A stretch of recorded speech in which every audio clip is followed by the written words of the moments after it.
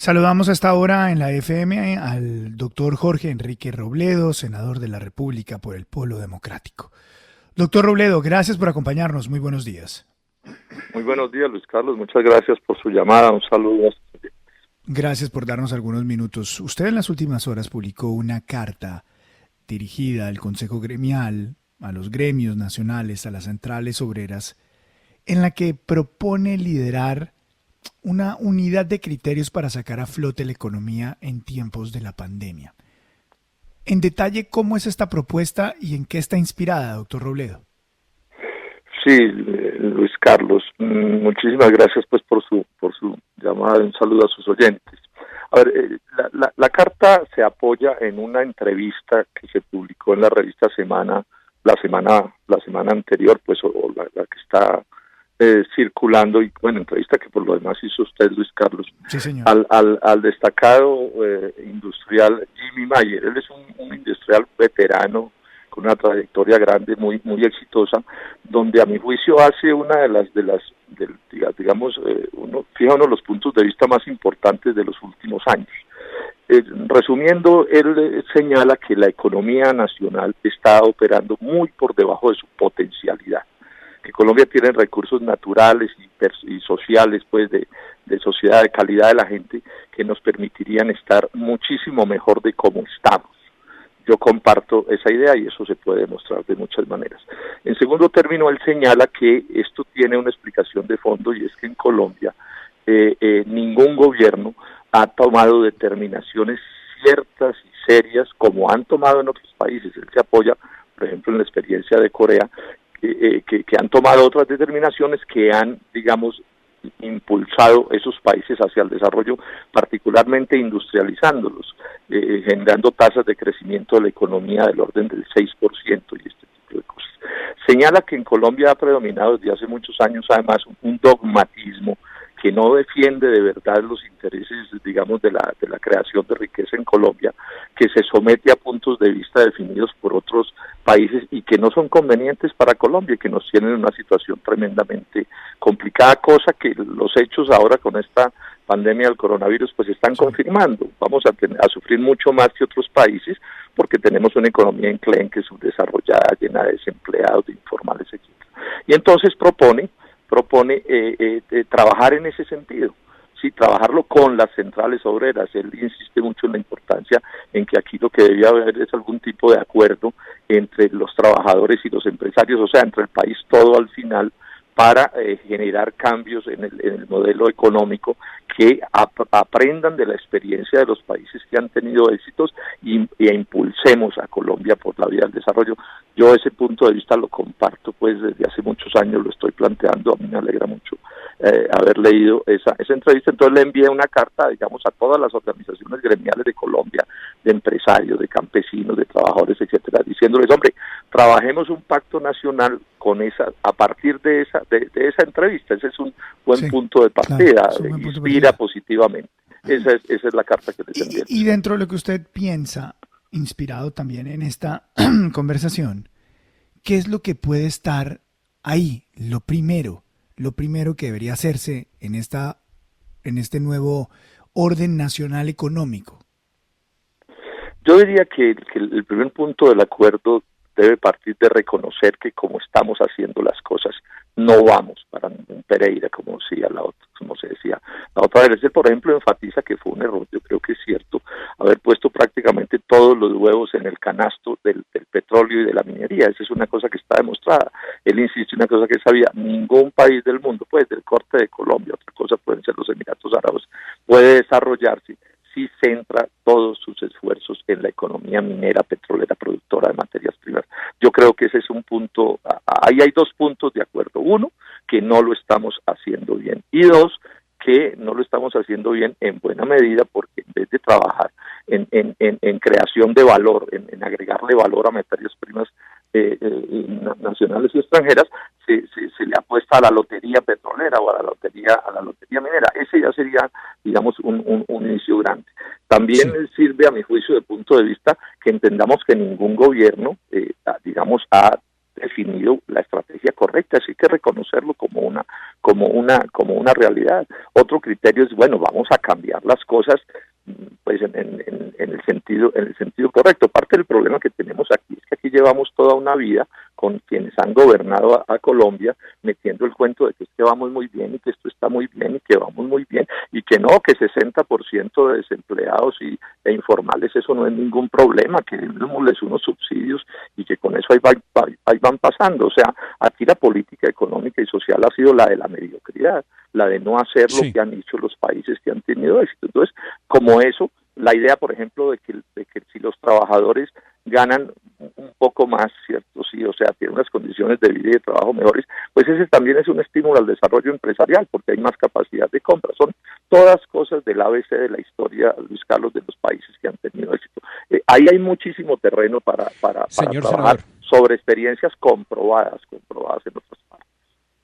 Señor senador, ahora que se habla mucho de pactos y ideas y que usted ha liderado este tema, digamos que inédito, que hasta hace un tiempo no se hubiera pensado que usted respaldara, digamos, las opiniones de un empresario de la talla de Jimmy Meyer, me llama la atención que todo el mundo está como cuando se discute una reforma tributaria, colgando ayudas, que hasta los cargueros de la Semana Santa de Popayán están pidiendo ayuda, los bares, los equipos de fútbol, todo el mundo está pidiéndole, con mucha razón, al Estado ayudas, subsidios, a que le ayude a pagar la nómina, etcétera.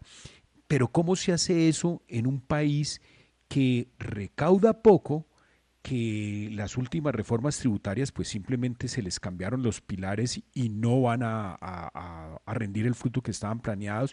Ese pacto que usted propone no debería darse en torno a verdaderamente tramitar una reforma tributaria estructural que de una vez por todas le dé viabilidad al país para los próximos años, porque como están las cosas, la olla se va a entregar muy raspada para el 2022.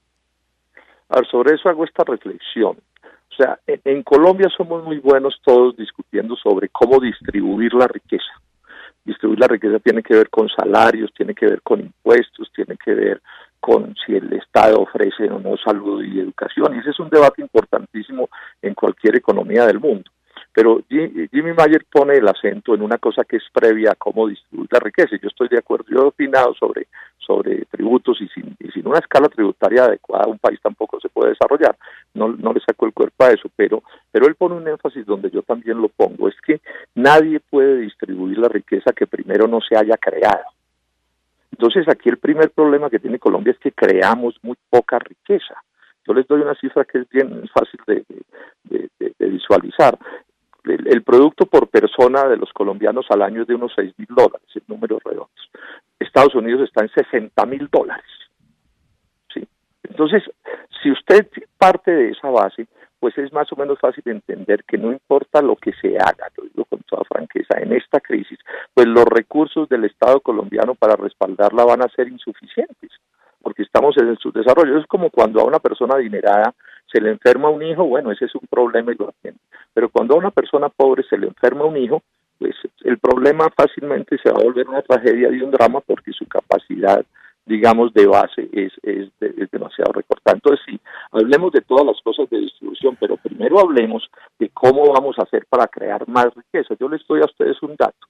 Colombia tiene 41 millones de tierras, agrícolas, distintas de las selvas, y de eso se cultivan apenas 6 o 7 millones de hectáreas, o 8 millones, y estamos importando 14 millones de toneladas de productos agrícolas extranjeros que podríamos producir en Colombia. Así no es posible. O sea, si un país tiene tierras, tiene agricultores, tiene aguas para producir sus alimentos y no los produce, y eso no se ve como un problema, sino como una cosa natural, no, que es que todo lo extranjero es mejor que lo colombiano, pues no va a ser posible. Y lo mismo podríamos decir con todo el sector industrial.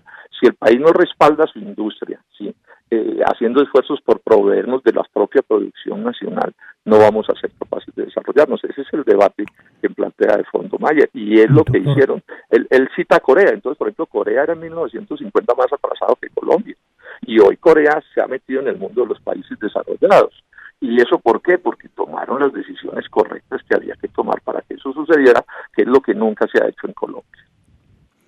Doctor Robledo, tratando de proyectar esto hacia dónde podría ir, hacia dónde podría terminar ese acuerdo y ese debate que usted propone a raíz de esa entrevista, ¿podría pensarse en que llegue a darse la posibilidad de debatir el cambio del modelo económico colombiano? Yo creo que sí, eso tiene que ver con eso, pero hago esta precisión, es dentro de la economía de mercado. Ojo con esto. Yo estoy planteando desde hace días que el modelo económico colombiano no funciona, el modelo económico y social, y ahí están los hechos y las cifras, y con otras palabras es lo que dice ya Jimmy Mayer. Ahora, lo que él está proponiendo y lo que yo estoy proponiendo no es salirnos de la economía de mercado. Él pone un énfasis que yo también pongo, es que economías de mercado no son iguales. Ya digo, la de Estados Unidos de $60,000 de producto per cápita, la nuestra es de 6,000. Sí, la de los alemanes es de $45,000 anuales, la de nosotros es de 6,000. La de los países que funcionan bien son países industrializados, metidos en el mundo de la ciencia, la alta tecnología, sí, los buenos empleos, la complejidad, etcétera. La nuestra es una economía que funciona, digamos, sobre el atraso, ¿no? Materias primas agrícolas y mineras, intensivas en mano de obra, todo lo agrícola, bajos salarios, desempleo. Son dentro del capitalismo los dos modelos, pero el de ellos es un capitalismo, llamemos exitoso, y el de nuestro es un capitalismo en muy buena medida fracasado. Esos son los dos tipos de capitalismos que hoy hay en el mundo. Ahora, dentro de los avanzados, pues también hay aspectos particulares. No es lo mismo, por decir alguna cosa, Estados Unidos que el norte de Europa. Pero digamos, todos ellos sí están montados en que es el desarrollo científico y tecnológico y el alto nivel de vida de la población. El nuestro es al contrario. Entonces, sí se necesita un cambio de modelo económico, pero un cambio de modelo económico dentro de la economía de mercado. Yo no estoy planteando acabar con la propiedad privada ni estatizar la economía. Sin embargo, Mayer también señala una cosa: los estados tienen que respaldar en serio el desarrollo económico, y menciona a Estados Unidos y a Alemania y a Francia, y en esta crisis sí que lo estamos viendo. Pues, por ejemplo, en Colombia se ha montado un sofisma, que es decir que si el Estado actúa en la economía, que eso es estatizar la economía y acabar con la economía privada. Eso no es cierto. O sea, entonces aquí lo que tenemos es que meternos en el debate de las economías de mercado. ¿Qué economías de mercado nos inspiran? ¿Las de los países que han tenido éxito o las de los países fracasados? Ese es el debate que está poniendo Mayer en última, y menciona un asunto: y los colombianos pensando primero en los colombianos que en los extranjeros.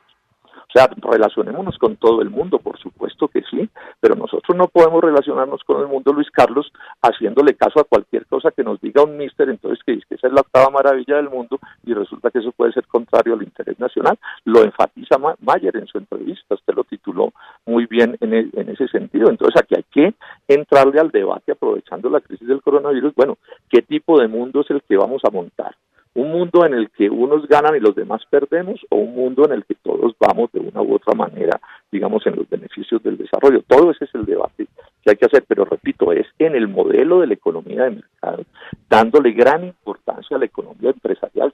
Sin empresas no hay desarrollo ni hay empleo, pero también démosle toda la importancia a la capacidad, digamos, de la economía campesina de crear riqueza.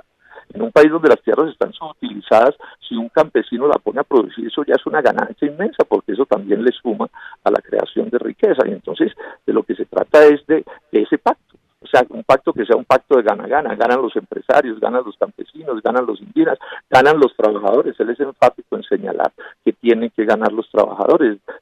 Todo, repito, un cambio en el modelo económico que tenemos, pero dentro de los criterios que nos permiten ponernos de acuerdo. Porque si uno propone no, entonces se va a estatizar la economía, pues bueno, ya no hay acuerdo posible. Pero en este terreno, y eso es lo interesante de lo que estamos planteando, podemos encontrar, yo no diría que acuerdos en todo, Luis Carlos, pero sí en unas cuantas cosas muy importantes. Senador, ¿cómo hacer para que se deje a un lado la polarización y este acuerdo vaya mucho más allá de los intereses políticos? A mí no me preocupa tanto que se debata y que haya inclusive polarización. Yo lo que reclamo es que el debate sea un debate civilizado, un debate no de insultos, sino de argumentos, así sean argumentos planteados con vehemencia y con fuerza. O sea, aquí lo que tenemos que hacernos es salirnos de las peleas de perros y gatos, ¿sí? Tramposas además, calculadas para enfurecer a la gente y engañarla. Entonces, no, aquí hay puntos de vista. Entonces, por ejemplo, aquí hay quienes que siguen diciendo, y en eso no está Mayer, ni estoy yo, y ni estamos otros, ni están otros muchos, que es que el país va muy bien. Bueno, ese es un debate que hay que hacer entre quienes creen que el país va muy bien y quienes creemos que va muy mal. Los que creen que el país va mal porque es que los colombianos son unos vagos, perezosos, que le pegan a la señora y no sé qué más cuentos, y quienes creemos que aquí es un problema de gobierno, de malos gobiernos que no han tomado las decisiones. Entonces, no importa mucho, no importa si hay polarización, hay debate. El problema es que sea un debate que sea constructivo finalmente y que nos lleve a acertar en las decisiones. Sí.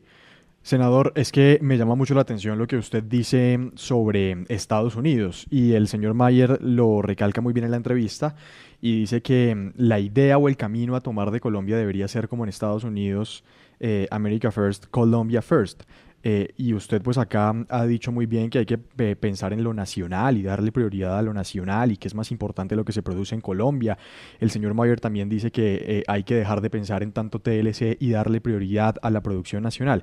O sea que con esos argumentos pues yo lo que concluyo es que me imagino que usted es trumpista y que pues puede aceptar que en la economía al señor Trump le ha ido muy bien en Estados Unidos. ¿Usted cómo lo ve? No, yo no soy trumpista, no. Trump es terrible, sí, fíjese lo que acaba de hacer de recortarle los recursos a la OMS, no, mira, además porque Trump es primero Estados Unidos, pero al mismo tiempo maltratando a países como Colombia o a otros países, no, yo realmente no soy trumpista, pero sí dice una cosa que es cierta, y que no solo en Estados Unidos, sino que en Alemania, en Francia, en los países que tienen éxito, hay una cosa que es obvia: negocios internacionales sí, pero cuidando el interés nacional. Y eso no es solo Trump, eso también de alguna manera lo plantean todos los gobiernos de Estados Unidos, y por eso tienen los niveles de desarrollo que tienen. Y en su momento se planteó en Corea, a su manera, con un sistema político muy distinto, lo están planteando en China, y por eso se explica que China, que era más subdesarrollado que Colombia en 1950, también vaya adentrándose en el mundo de la industrialización. Mire usted, con diferencias de sistemas políticos muy grandes, sin embargo, los países que salen adelante son los que dicen mi país first. Sí, claro, porque es que si uno no defiende lo de uno. Yo quiero mucho a mis vecinos y me relaciono con ellos de la mejor manera, pero no se me olvida que mi primer deber es con mi familia, con mi señora, con mis hijos, con mis nietas. Bueno, y eso es lo que necesitamos hacer en Colombia. Y entender una cosa que es obvia en el capitalismo. El capitalismo es un sistema de competencia. Si yo no me relaciono con los demás con la idea de competir, sino que me relaciono como un idiota útil, como dice Mayer en la entrevista, pues el otro me barre. Sí, si yo voy a comprar una casa, ¿cierto? Y llego como un bobo, sí, y acepto cualquier precio por mala que sea la casa, pues el otro me gana.